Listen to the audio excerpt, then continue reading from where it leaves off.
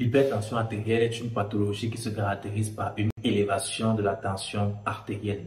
C'est-à-dire que vous avez une tension artérielle qui est trop forte. La pression que le sang exerce sur les parois de vos artères, qui sont les vaisseaux sanguins, qui sont les tuyaux, sortes de tuyaux par lesquels le sang circule dans l'organisme, cette pression est trop élevée. Et cette pathologie peut avoir de graves conséquences, notamment conduire à un AVC.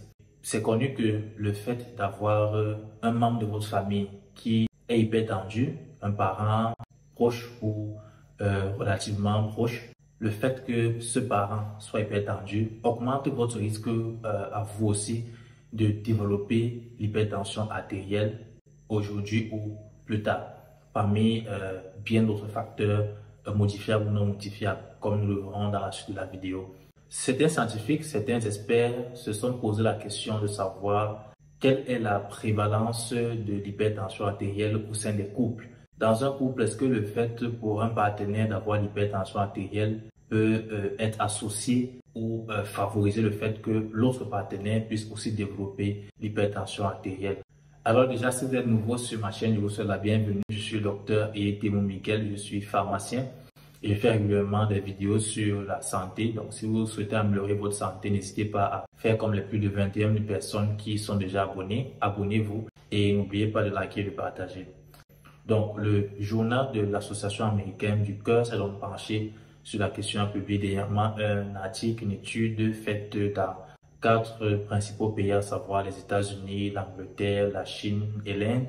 Et là, on s'est rendu compte que la prévalence est assez élevée, assez importante. L'étude révèle qu'environ 20 à 45% des couples ont les 2 partenaires qui ont développé l'hypertension artérielle. Donc, pratiquement chez le quart ou chez la moitié des couples, les 2 partenaires ont l'hypertension artérielle de manière simultanée au même moment. Donc, c'est dit que si vous êtes hypertendu, il est important de penser à faire passer le diagnostic, la consultation à votre partenaire pour que votre partenaire puisse savoir si il ou elle est hypertendu ou pas. Parce qu'il y a de fortes chances que si l'un des partenaires est hypertendu, l'autre aussi soit hypertendu. Et cela peut donc s'expliquer par le fait que les partenaires, justement, en général, partagent le même environnement de vie et aussi les habitudes de vie.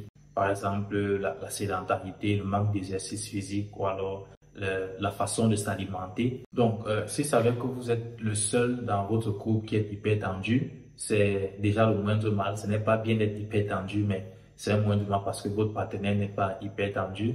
Et vous devez donc travailler pour pouvoir remédier, pallier à cette situation. Si malheureusement, par contre, vous deux, vous êtes diagnostiqué comme étant hypertendu, cela pourra peut-être vous aider dans le sens où les mesures que l'un devra adopter, ce sont pratiquement les mêmes mesures que l'autre devra adopter à son tour.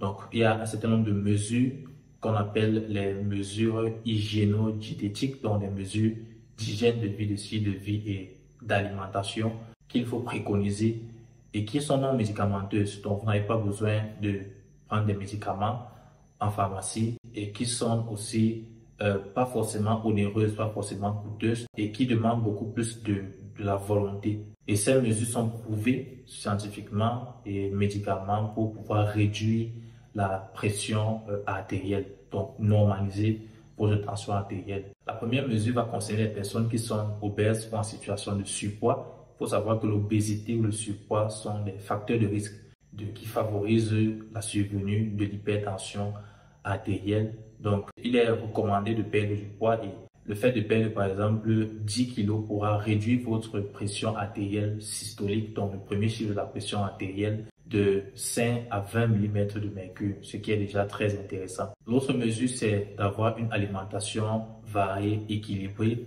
une alimentation surtout saine, dans le sens d'avoir une alimentation beaucoup plus enrichie en produits naturels, en plantes, en fruits, en légumes, en graines, en noix, et ce qui va davantage donc favoriser non seulement l'amélioration de la tension artérielle, parce que vous pourrez bénéficier d'une baisse de la tension artérielle de l'ordre de 8 à 14 mm de mercure, et cette alimentation saine sera aussi bonne pour l'ensemble de votre organisme. L'autre mesure qui est aussi liée à l'alimentation, c'est de réduire la consommation de sodium, et le sodium c'est beaucoup plus présent dans le sel de table, donc réduire la consommation de sel de table et d'aliments salés, éviter de manger trop salé comme on a l'habitude de le dire souvent. La réduction des apports sodés pourront donc contribuer à réduire votre pression artérielle d'environ 2 à 8 mm de mercure.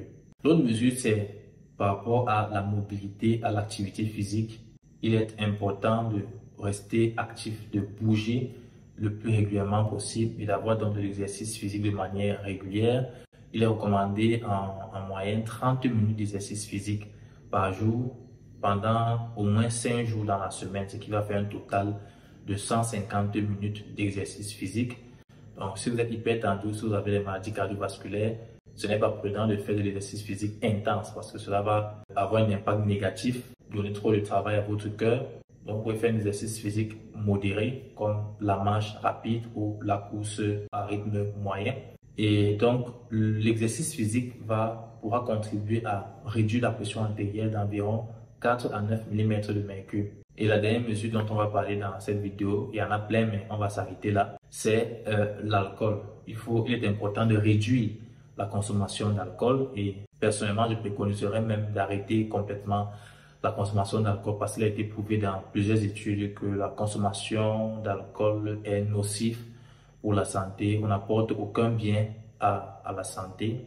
Donc, si vous consommez de l'alcool, il serait préférable d'arrêter d'en consommer. Et si vous n'en consommez pas, il serait préférable de ne pas commencer à en consommer. Donc, pour ceux qui consomment l'alcool, la réduction ou l'arrêt de la consommation d'alcool pourra conduire donc à une baisse de la pression artérielle de l'ordre d'environ 2 à 4 mm de mercure. Donc, en résumé, si vous êtes en couple et que votre partenaire est hypertendu, il y a de fortes chances que vous le soyez aussi. Donc, faites-vous consulter. Si vous êtes diagnostiqué hypertendu, essayez d'appliquer, de vous soutenir mutuellement et d'appliquer ensemble les mesures hygiéno-diététiques qui pourront vous aider à éviter de prendre des traitements médicamenteux, à rester en bonne santé avec des astuces, des mesures naturelles qui sont scientifiquement prouvées et je pense que tout ira pour le mieux pour vous.